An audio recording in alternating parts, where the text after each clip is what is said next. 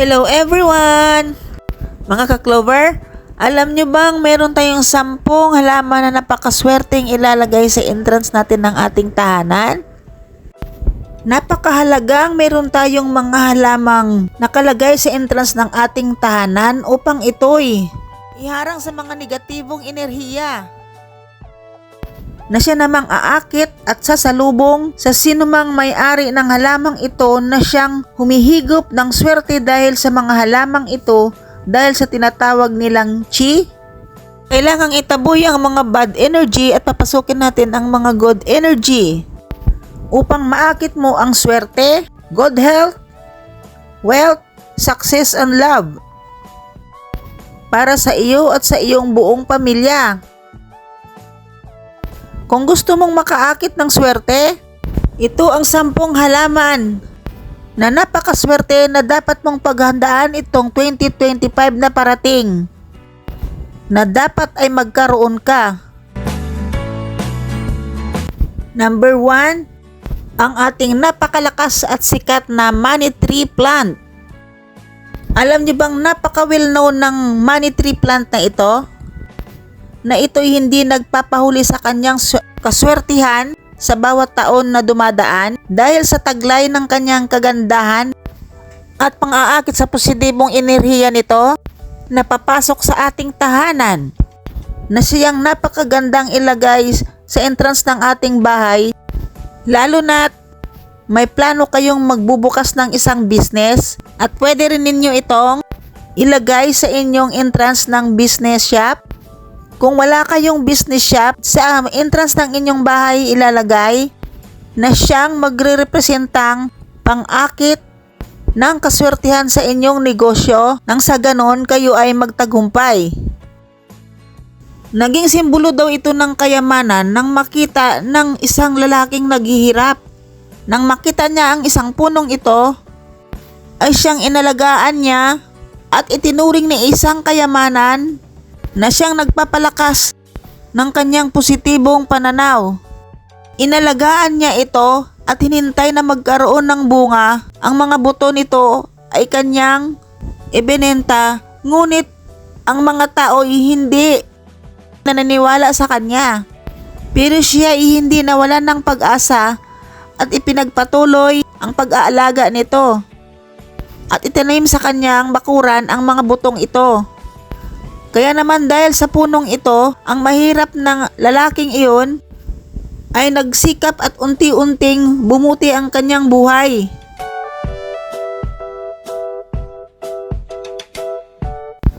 Number 2, Lucky Bamboo.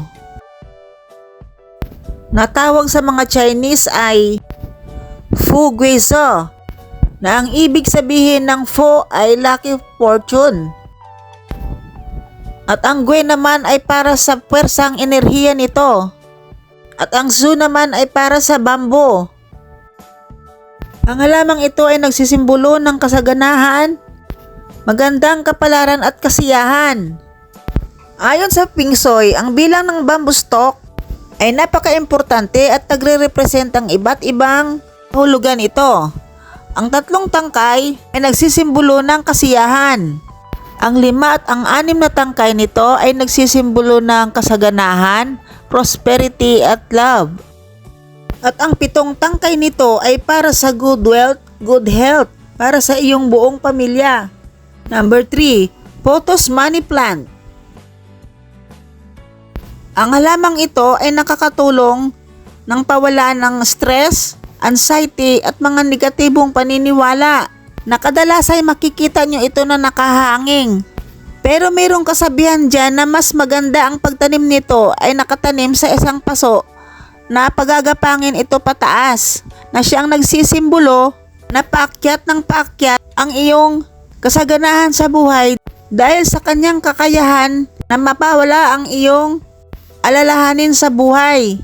At napakadaling alagaan ng halamang ito. Number 4, Jade Plant. Tulad ng money tree, napakaswerte ng jade plant na ito dahil sa kanyang mga dahon na hugis barya na nagsisimbolo ng pera. na nag-a-activate ng financial energy na ito rin isang magandang pang-akit sa mga customer kapag kayo'y may negosyo. Dahil sa napakalakas ng kanyang positibong energy, kailangan yung magkaroon ng halamang ito. Number 5, lotus. Alam niyo ba ang lotus plant na ito ay nagsisimbolo ng kasaganahan dahil sa kanyang mga taglay na kagandahan at purity.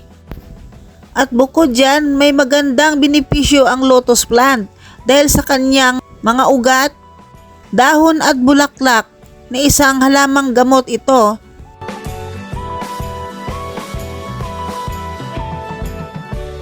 Number 6, snake plant.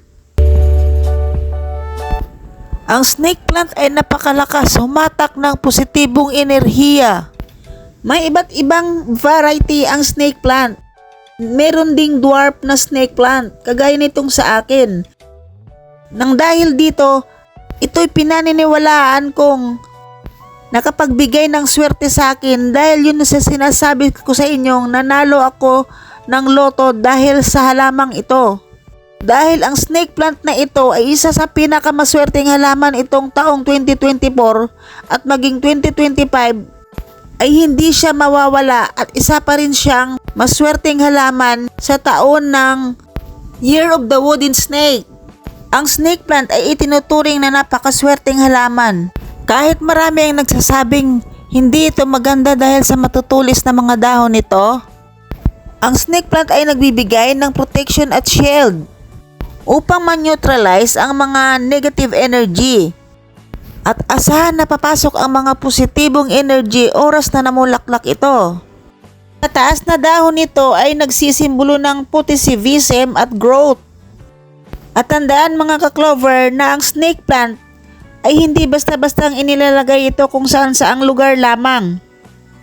Ito ay magandang ilagay sa entrance ng ating pintuan at pwede rin nasa harap ng ating bintana. Number 7, fortune plant.